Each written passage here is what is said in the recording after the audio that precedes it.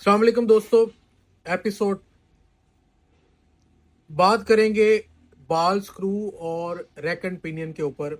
मैं हूं अतार रसूल, आप देख रहे हैं अलबरकत इंटरप्राइजेज एंड अलबरकत ट्रेडर्स।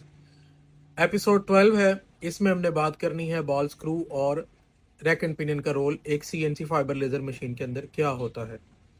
ये मेरे सामने बॉल स्क्रू है। इसको मूवमेंट देने से, घुमाने से, ये जो इसका नट होता है ये लीनियर इंटरप्रिटेशन करता है, मूव होता है।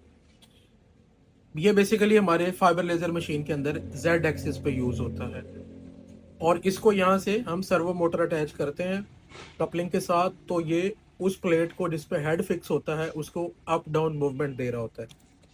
जो हमारे रैक एंड पिनियन होते हैं वो कुछ इस तरह से होते हैं। ये पिनियन है, इसके साथ रैक लगता है और ये हेलिकल पिनियन है। हेलिकल रैक ही यूज होते हैं सीएनसी फाइबर लेजर मशीन के ऊपर। इसका रोल ये होता है कि ये वाई और एक्स एक्सिस की जो लीनियर इंटरप्रिटेशन होती है, एक जगह से दूसरी जगह जो मशीन की मूवमेंट होती है, ये उसको कंट्रोल करता है।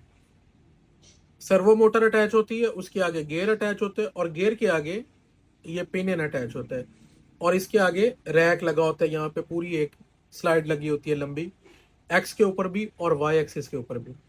इसी की वजह से हमारी जो लीनियर इंटरप्रिटेशन है वो मुमकिन होती है। और अगर ये एक्यूरेट ना हो और इसकी अलाइनमेंट ठीक ना हो तो कोई भी मशीन ठीक से परफॉर्म नहीं करती, उसकी कटिंग जो है वो प्रॉपर नहीं आ रही होती। मेरे ख्याल में आप बॉल स्क्रू और रैक एंड पिनियन को डिफरेंशिएट करना भी समझ गए हैं कि बॉल स्क्रू की मूवमेंट एक स्क्रू की मदद से होती है और रैक एंड पिनियन की मूवमेंट एक गरारी और एक रैक की मदद से होती है जो इसके साथ अटैच होता है। मैं तस्वीर भी साथ अटैच कर रहा हूँ, उसकी वजह से मुमकिन होती है। और दोनों का रोल डिफरेंट है।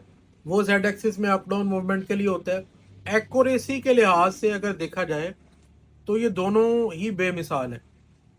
अगर इसको सही तरीके से आपने फिट कर लिया प्रॉपर तो इसकी एक्यूरेसी भी बेमिसाल है और उसकी भी एक्यूरेसी इसी तरह से डिपेंड करती है कि अगर आपने सही फिटिंग की है तो।